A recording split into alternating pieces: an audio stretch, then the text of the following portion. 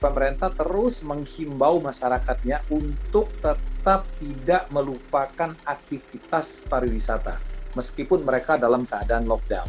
Inilah yang nantinya ketika situasi normal, salah satu negara yang paling banyak akan dikunjungi oleh masyarakat dunia itu adalah Selandia Baru. Bagi mereka, keselamatan warga itu tetap nomor satu.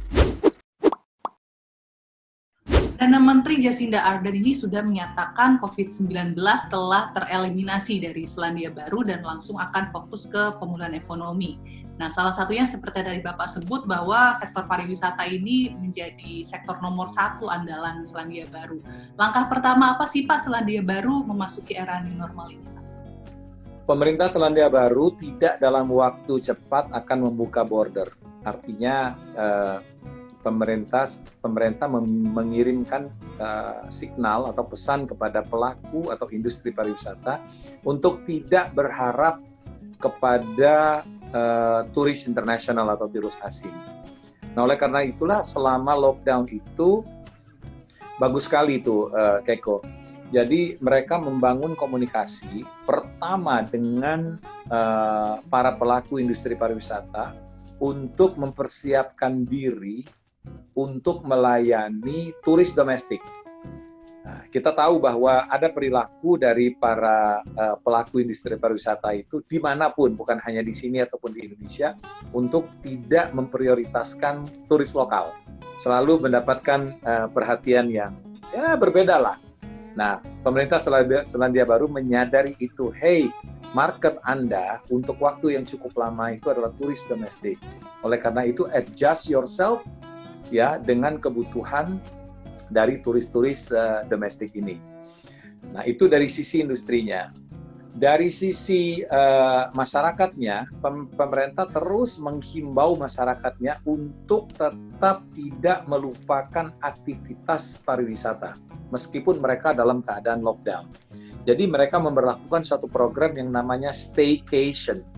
Jadi sambil kita di rumah tetap melakukan aktivitas pariwisata. Gimana bentuknya? Jadi keliling rumah aja, lihat-lihat taman gitu ya, motret-motret gitu, terus masak-memasak gitu ya. Itu adalah aktivitas pariwisata yang terus dibangun pada saat mereka itu lockdown. Nantinya ini ketika relaksasi terjadi, mereka itu nanti sudah terbangun kondisi, sudah dikondisikan untuk berpariwisata. Nah, jadi benar saja ketika relaksasi terjadi, masyarakat ini kan sudah tidak tahan untuk tidak berpergian. Dan puncaknya pada waktu level 1 kemarin dibuka, situasi itu sudah seperti normal. Ya, karena habit berpariwisata itu tetap dijaga selama lockdown dan level 3 dan level 2 itu diberlakukan. Kemudian pemerintah terus berupaya untuk mempromosikan keindahan negaranya kepada dunia dalam konteks yang menurut saya itu sangat unik dan sangat menarik. Jadi ada video di mana satu entitas pariwisata di sini selama 2 menit justru menjual kesunyian yang terjadi di Selandia Baru selama lockdown. Dijual di situ bagaimana negeri ini melakukan purifikasi terhadap alamnya ya pada saat turis itu tidak ada. Kan luar biasa itu. Jadi seolah-olah nih pemberitahuan sudah terjadi purifikasi di sini. Padahal sesungguhnya efeknya itu adalah mereka menjual kepada masyarakat dunia bahwa New Zealand ini semakin bersih. Gitu. Yang nanti dampaknya itu akan untuk berkunjung ya Pak ya kalau sudah bisa gitu. Makin nggak sabar berkunjung kalau nanti udah bisa. Iya.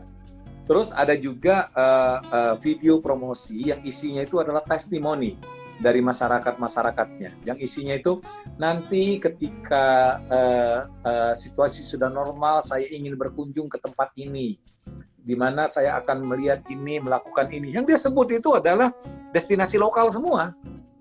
Nah, itu seperti testimoni. Apa itu dampaknya? Kepada mereka yang akan bepergian, mereka tuh jadi tahu, oh iya ya, saya kesini, ya. Kemudian berita terus-menerus kepada dunia, bagaimana pemerintahan Selandia Baru ini berhasil mengeliminasi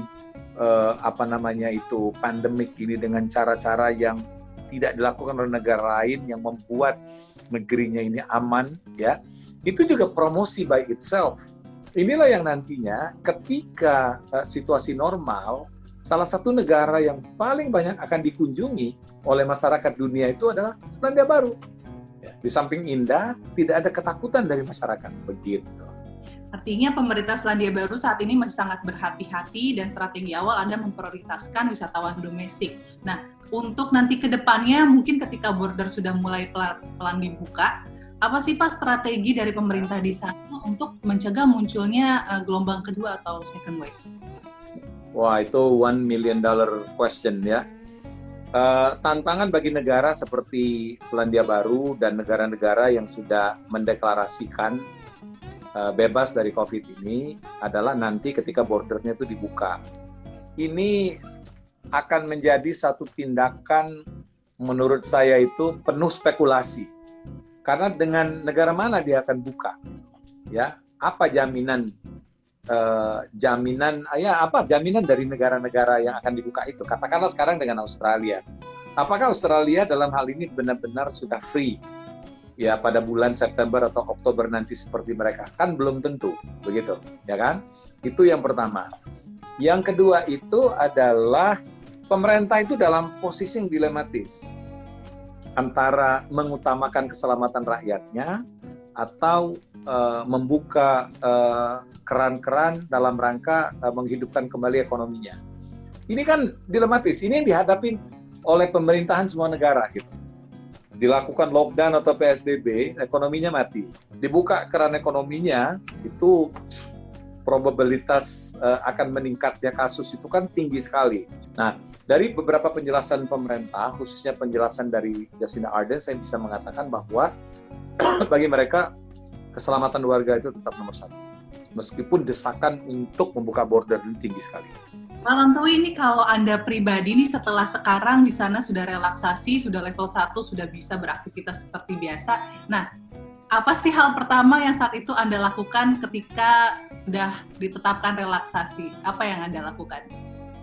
Saya bersama keluarga bawa mobil nyetir ke Christchurch.